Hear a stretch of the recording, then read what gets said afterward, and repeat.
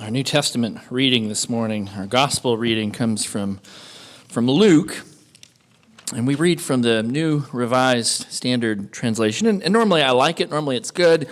But this first line on the first day of the week at early dawn, it's weak. Other translations have while it was still dark. And that's a better line, it's a better translation. But I'll read from the NRSV. Listen for God's word to you. On the first day of the week, at early dawn, they came to the tomb. Taking the spices that they had prepared, they found the stone rolled away from the tomb. But when they went in, they did not find the body. While they were perplexed about this, suddenly 2 men in dazzling clothes stood beside them. The women were terrified and bowed their faces to the ground, but the men said to them, "Why do you look for the living among the dead? He is not here, but he is risen. Remember how he told you while he was still in Galilee that the Son of Man must be handed over to sinners and be crucified and on the 3rd day rise again." Then they remembered his words. And returning from the tomb, they told all this to the 11 and to all the rest. Now, it was Mary Magdalene, Joanna, Mary the mother of James, and the other women with them who told this to the other apostles. But these words seemed to them an idle tale, and they did not believe them. But Peter got up and ran to the tomb, stooping and looking in. He saw the linen cloths by themselves. Then he went home, amazed at what had happened. This is the word of God. Thanks be to God. So while it was still dark, he woke up. And his foot felt like it had fallen asleep. And so he tried to wiggle his toes to move his foot, get the blood going, but it didn't move. Then he tried to move his hand, to wiggle his fingers and move his arms, and it was the same thing. It was still. Alarmed, he tried to sit up. He tried to throw his body forward, but he just lay there as if he were dead. The only thing that moved, the only thing he could control on his body were his eyeballs. And they were rolling around his sockets frantically as he was trying to figure out what was happening to him. In August of 1943, a 9-year-old boy named Frederick Hudson woke up like this. This is how Frederick woke up one morning in 1943. He would wake up and his entire body was frozen. It was paralyzed. His voice wouldn't work. The only thing that was moving were the organs inside of him, fortunately, and his eyes. They would come to find out that he had been stricken with the polio virus. It wouldn't be until 1955 that there would be a vaccine. Can you imagine his parents? Think of it. Going into your 9-year-old's room, "Wake up, Frederick!" And you think he's just playing. And then you realize something terrible has happened. They took his body and they laid it in their old automobile, he said, and they drove 30 miles to the nearest hospital that could take him. It was in Syracuse, New York, and they put him in a unit away from everyone else on a flat, hard bed, he said, with no pillow.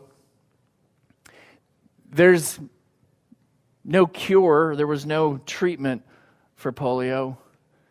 And so he just lay there, only his eyes able to move, having no idea what would happen. Was it like that for Jesus? Did he wake up in the darkness of the tomb, his mind first becoming alive, remembering fragments of who he was, what had happened, while his body was still inert, unmoving? Was it like that for Jesus? I don't know. Nobody could know. But nothing else about Easter was easy. Nothing else about this entire week of being betrayed and handed over and put to death was easy. So why would resurrection be any different?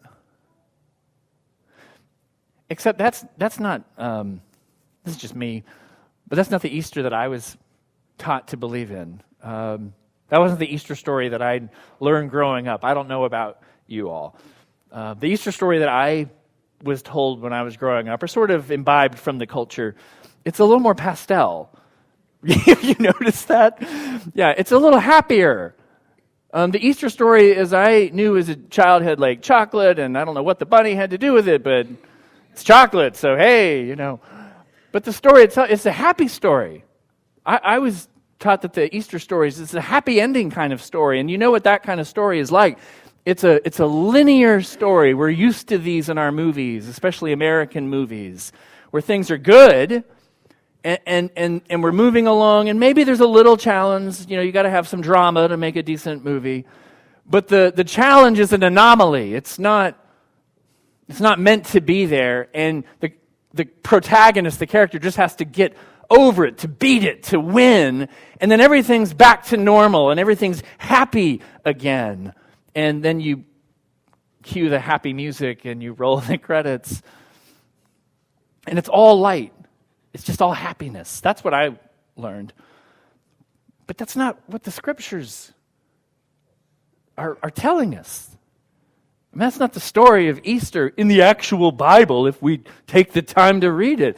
It's much more mixed. There's as much darkness as there is light. It starts in darkness, and the women are grieving, and they go down to that tomb. Why did they go? I don't even know. But they go, and the stones rolled away, and they have this encounter they can't understand, and they go back and tell this good news to the men. Hey, if it were not for the women, none of us would even be here this morning. Amen?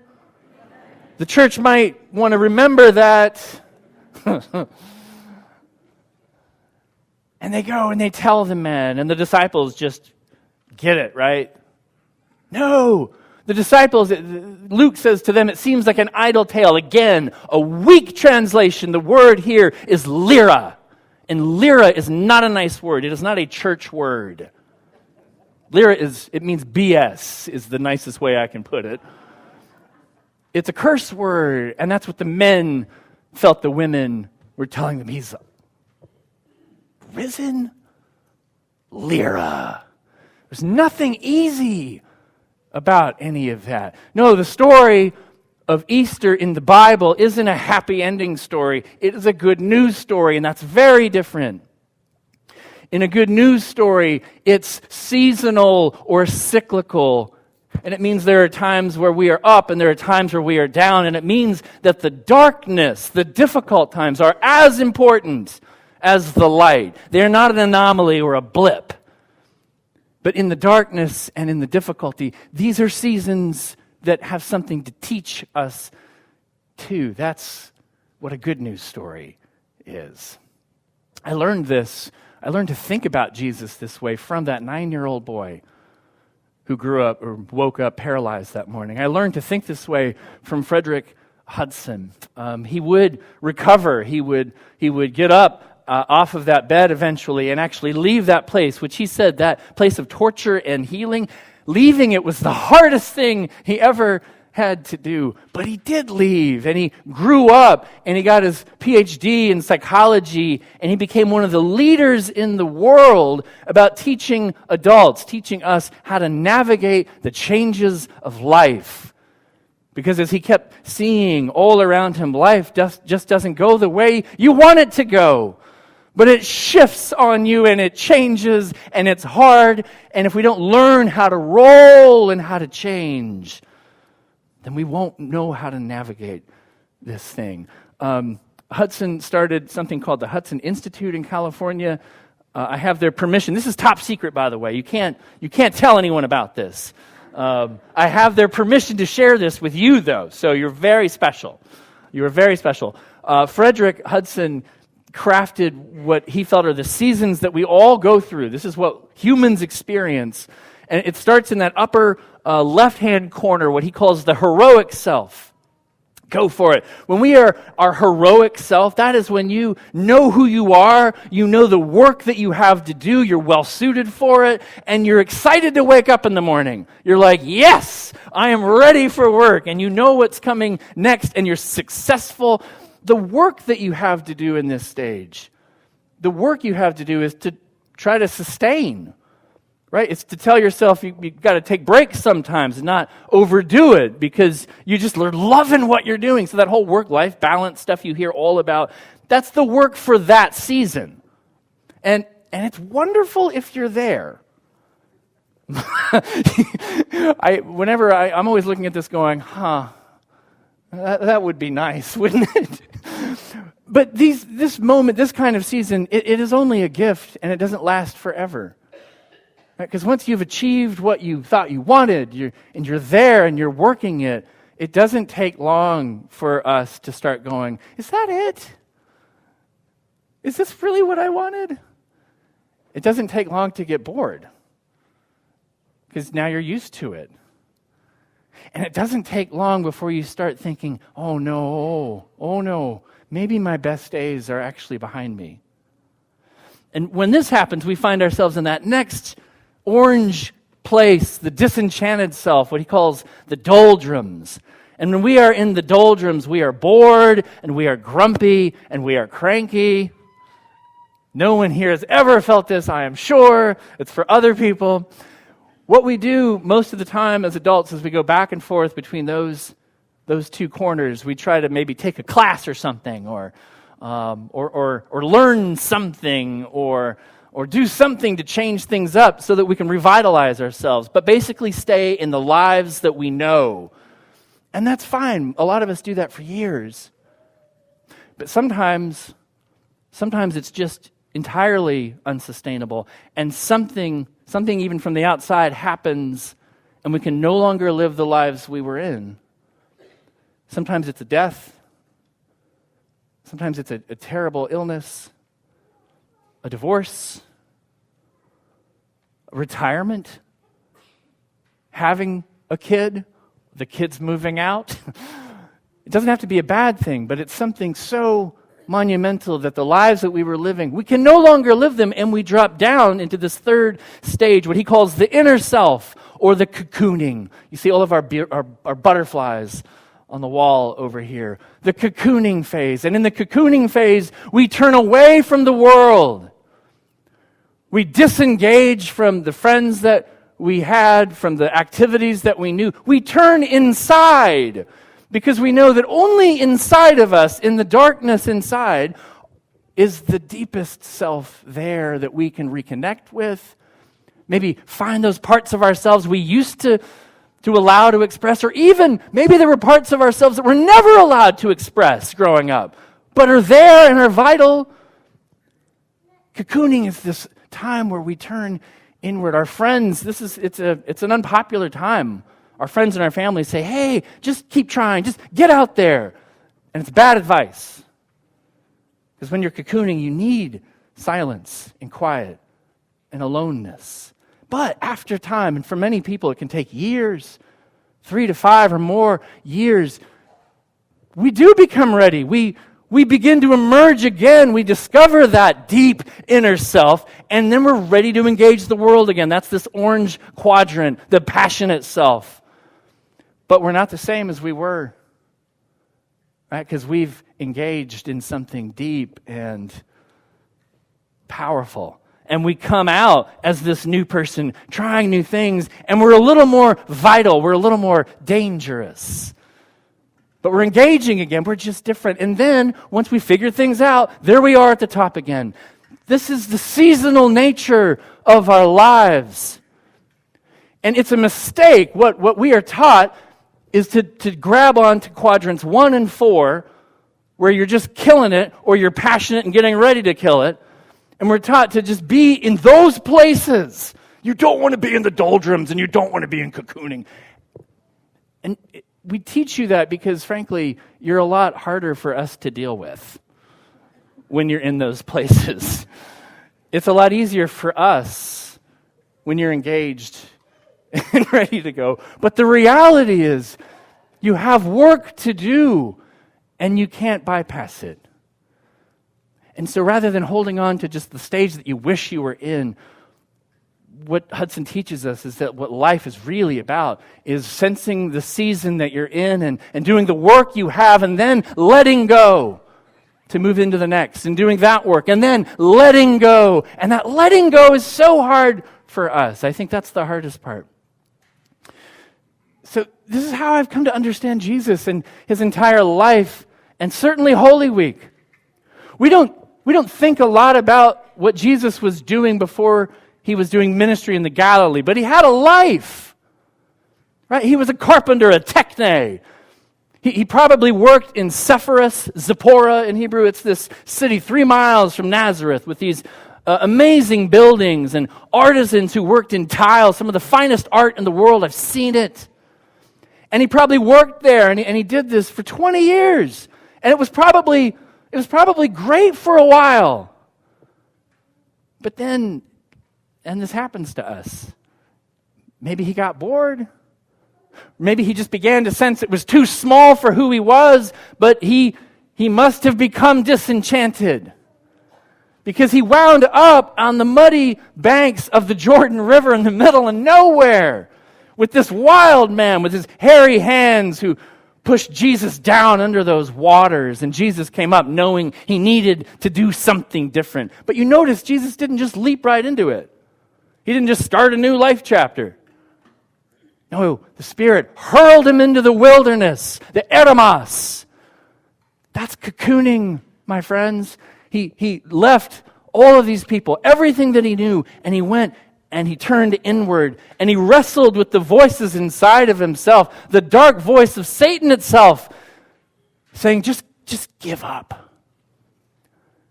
But then he emerged.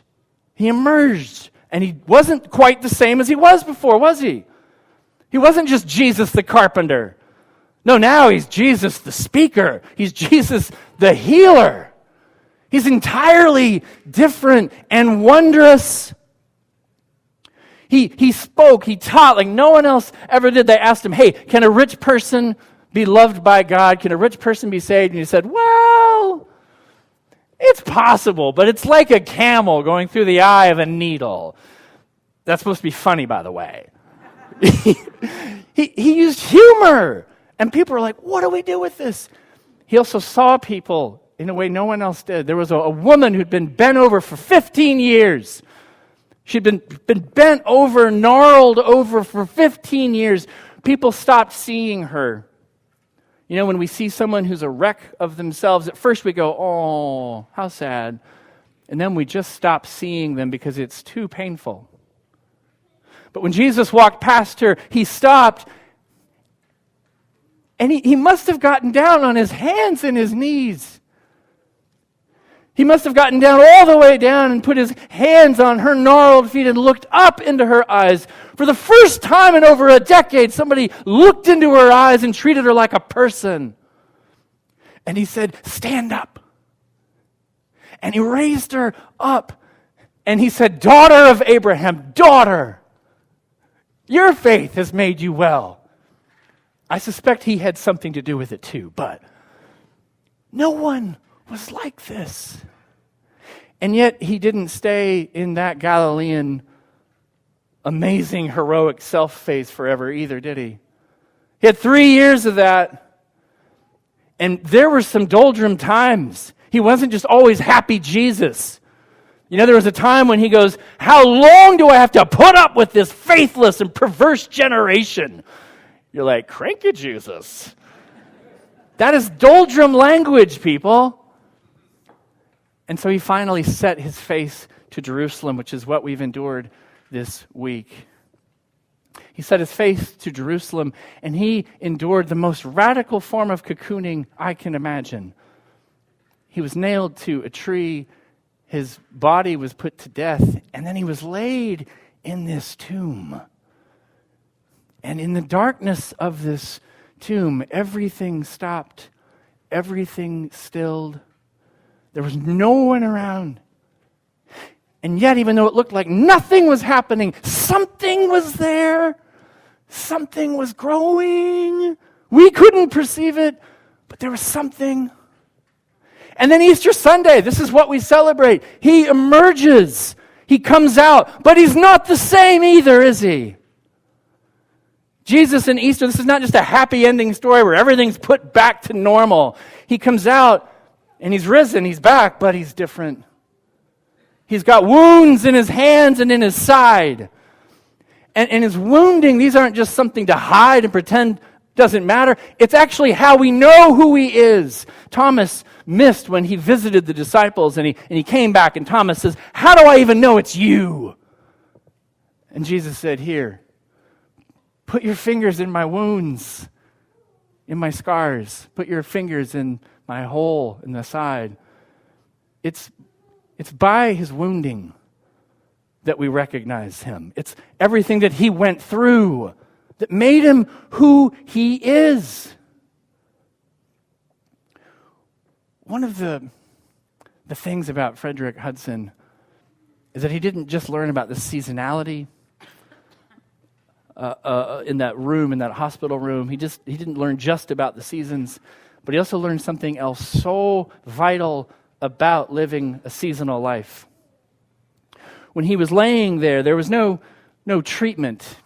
They had these Nurse Kenny hot compresses that they would come, and they were searingly hot, and they would put these on his body, and they smelled, he said, like burning wet wool. And he said he never forgot the smell of that all the days of his life.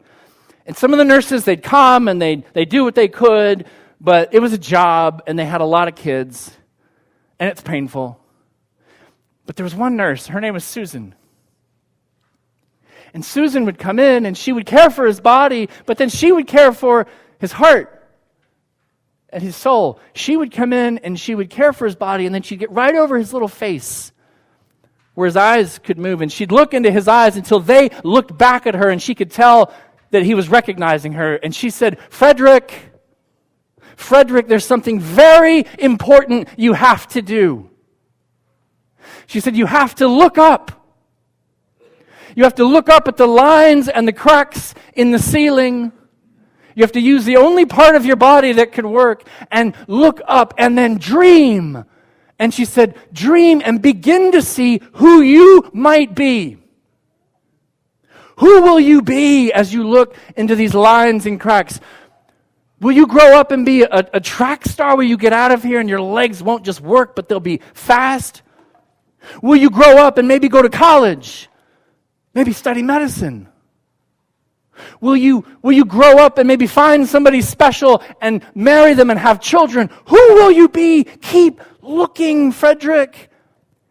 And he did, and she gave him the gift, the most important gift in the world, more important than riches, vastly more important than fame. She gave him the gift of hope. Of hope. Of knowing that the phase, the season that he was in, lying there flat on his back, was not going to last forever.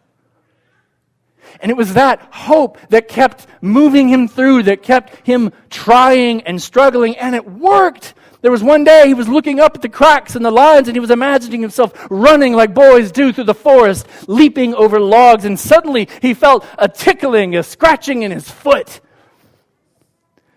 And life had come back.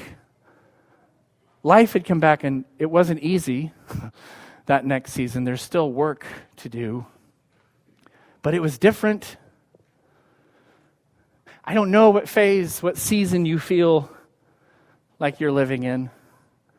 And you can be in like one season in your work life and a whole nother in your relationship and a whole nother. It's complicated. I don't know what season that you feel like you're living in, but if you are knowing a season, something like Frederick's, and what you know is the darkness, and you feel like you're in that pit, And what happens when you're in that pit is the voice there that whispers and hisses at you says, it's going to be like this forever. I can't tell you that I understand the resurrection. I can't tell you that I intellectually can make sense of it.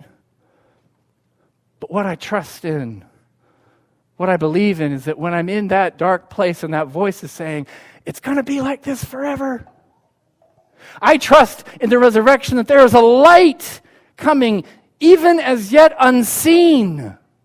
There's a light coming that the darkness that we know now will not be able to extinguish. And so whatever season it is that you are in, and it feels like it's going to be forever, it won't. Things do change. They do get better. Hope.